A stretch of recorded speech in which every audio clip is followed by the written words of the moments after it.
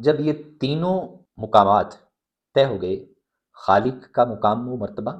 مخلوق یعنی کہ انسان اور کائنات، یہ تینوں کے مقام کو، مرتبے کو اور ان کے سٹیٹس کو جب آپ ڈیفائن کر لیتے ہیں تو پھر انسان اللہ کی تخلیق ہے اور خالق نے انسان کو اس کائنات میں بھیجا۔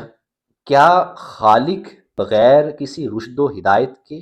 یا بغیر کسی مینول کے اس انسان کو اس زمین پر اتار دے گا؟ چونکہ کائنات میں ایک بہت بڑا نظام ہے، کائنات میں ایک ریاست ہوگی، ایک معاشرہ ہوگا، افراد ہوں گے، تو لازم نتیجہ ہے کہ اس انسان کے لیے زندگی گزارنے کا کوئی مینول ہو، کوئی کوڈ آف لائف ہو، کوڈ آف کنڈکٹ ہو، جس کے ذریعے سے وہ انسان اس زمین کے اوپر زندگی بسر کرے۔ تو لہٰذا اس خالق نے انسان کے زندگی گزارنے کے لیے اور اس معاشرے کے اندر نظم و ضبط قائم کرنے کے لیے، حسن ترتیب قائم کرنے کے لیے،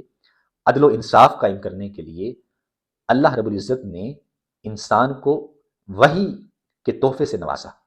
اگر یہ مینول کے مطابق تم زندگی بسر کرو گے تو تمہارے لیے یہ جزا ہے، اور اگر تم اس کے خلاف جاؤ گے تو پھر یہ سزا ہے۔ چونکہ ہمیں یہ چیز بڑی واضح ہونی چاہیے کہ اس کائنات میں ہماری زندگی بطور امتحان ہے، ایک ٹیسٹ اور ایک آزمائش کے طور پر ہم یہاں پر موجود ہیں۔ ہمارا وہ ٹیسٹ اور آزمائش اس وقت ہم اس مرحلہ سے گزر رہے ہیں، اور یہ لازم نتیجہ ہوتا ہے کہ جس چیز میں آپ نے ٹیسٹ دینا ہے تو آپ پہلے اس پر تیاری بھی کرتے ہیں۔ وہ ایک کریکولم ہوتا ہے، وہ ایک نصاب ہوتا ہے، تو وہ کریکولم، وہ نصاب حیات قرآن اور وحی ہے، وہ ادیان ہیں، وہ مذاہب ہیں جو انسان کو زندگی بسر کرنے کا طریقہ سریقہ سکھا رہے ہیں۔ اس لیے جو وحی ہے وہ بیسک گائیڈنس ہے فار ہیومنس۔ اس میں اسپرچول، مورل، سوشل اور اکنامیکل گائیڈ لائنز موجود ہیں۔ ہر لحاظ سے آپ معاشرتی طور پر، معاشی طور پر، سیاسی طور پر، سماجی طور پر، انفرادی طور پر، اجتماعی طور پر، بین الاقوامی طور پر،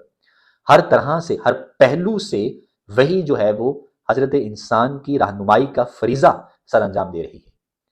تو لہٰذا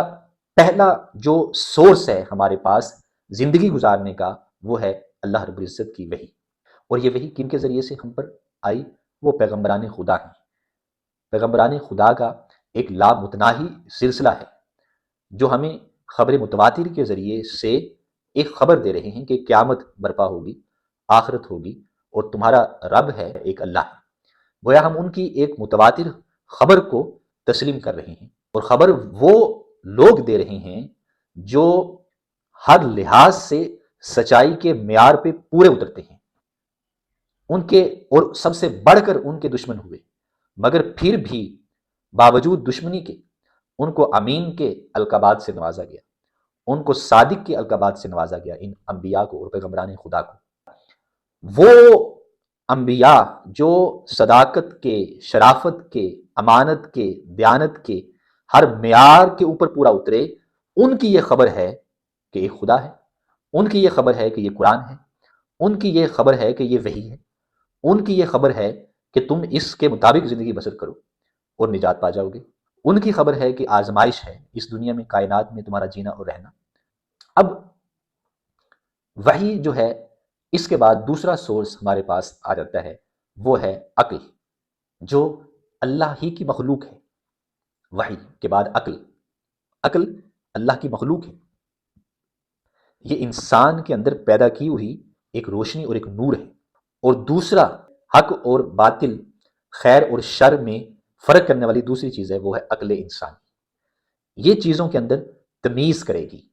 اس کے اندر اللہ پاک نے یہ صلاحیت رکھی ہے عقل انسانی کے اندر کہ یہ چیزوں کے اندر فرق کرتی ہے، ایک پروسیس ہے ریزننگ کا، انڈرسٹینڈنگ کا۔ اور جو وحی ہے، قرآن ہے یا دیگر آسمانی کتابیں ہیں،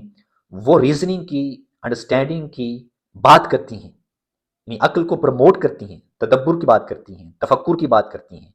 وہ ان چیزوں کی بات کرتی ہے کہ انسان جو ہے وہ سوچے، لہٰذا وہی ہی انسانی عقل کو سوچنے پہ، تدبر پہ، تفکر پہ غور کرنے کی دعوت دیتی ہے۔ اگر اسلامی نقطہ نظر سے، اسلامی پرسپیکٹیو سے آپ عقل کو دیکھیں تو یہ ایک ڈیوائن گفٹ ہے، اور ہمیں اس قابل بناتی ہے کہ ہم اللہ کی نشانیوں کو سمجھیں،